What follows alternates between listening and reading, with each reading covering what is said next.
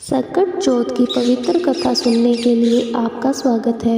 यह कहानी सच्ची भक्ति और श्रद्धा की शक्ति को दर्शाती है। आइए इसे सुने और सकट माता का आशीर्वाद प्राप्त करें।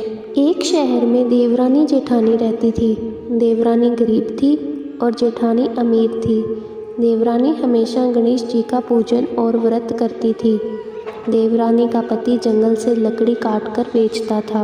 देवरानी घर का खर्च चलाने के लिए जेठानी के घर काम करती थी और शाम को बचा हुआ खाना लेकर जाती थी। माघ महीने में गणेश जी का व्रत सकट चौथ देवरानी ने रखा।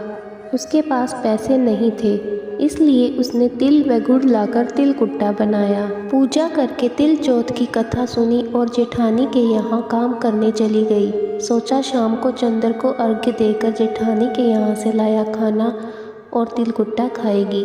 शाम को जब जेठानी के घर खाना बनाया तो उसके जेठानी का व्रत होने के कारण सभी ने खाना खाने से मना कर दिया। अब देवरानी ने जेठानी से बोला, आप मुझे खाना दे दो जिससे मैं घर जाऊं। इस पर जेठानी ने कहा कि आज तो किसी ने भी अभी तक खाना नहीं खाया, तुम्हें कैसे दे दूं? तुम सवेरे ही बचा हुआ खाना ले जाना। देवरानी उदास मन से घर चली आई। देवरानी के घर पर पति बच्चे सब आस लगाए बैठे थे कि आज तो त्योहार है, इसलिए कुछ पकवान आदि खाने को मिलेगा। लेकिन जब बच्चों को पता चला कि आज तो रोटी भी नहीं मिलेगी तो बच्चे रोने लगे। उसका पति भी बहुत क्रोधित हो गया और कहने लगा कि दिन भर काम करने के बाद भी वह 2 रोटियां नहीं ला सकती। वह बेचारी गणेश जी को याद करती हुई रोते रोते पानी पीकर सो गई। उस दिन सकट माता बुढ़िया माता का रूप धरकर देवरानी के सपने में आई और कहने लगी, सो रही है या जाग रही है? वह बोली, कुछ सो रहे हैं, कुछ जाग रहे हैं। बुढ़िया बोली, भूख लगी है, खाने के लिए कुछ दे। देवरानी बोली, क्या दूँ? मेरे घर में तो अन्न का एक दाना भी नहीं है। जेठानी बचा खुचा खाना देती थी, आज वो भी नहीं मिला। पूजा का बचा हुआ तिलकुट्टा छिंके में पड़ा है, वही खा लो। सकट माता ने तिलकुट्टा खाया और उसके बाद कहने लगी, निपटाई लगी है, कहाँ निपटे? उसने कहा, यह खाली झोंपड़ी पड़ी है, आप कहीं भी जा सकती हो, जहाँ इच्छा हो वहाँ निमट लो। फिर सकट माता बोली, अब कहाँ पहुँचूँ? अब देवरानी को बहुत गुस्सा आया कि उन्हें कब से परेशान किया जा रहा है, सो बोली कि मेरी साड़ी से पोंछ लो।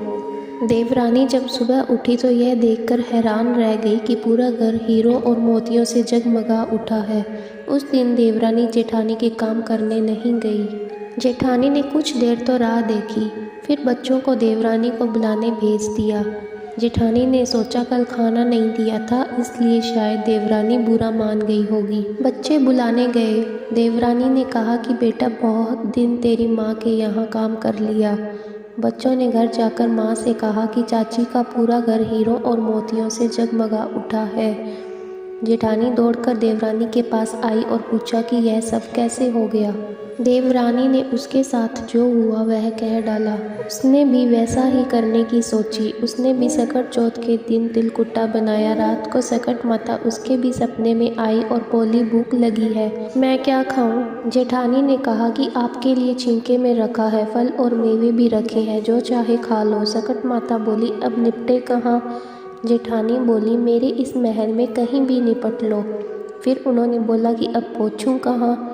जेठानी बोली, कहीं भी पहुँच लो। सुबह जब जेठानी उठी तो घर में बदबू गंदगी के अलावा कुछ नहीं था।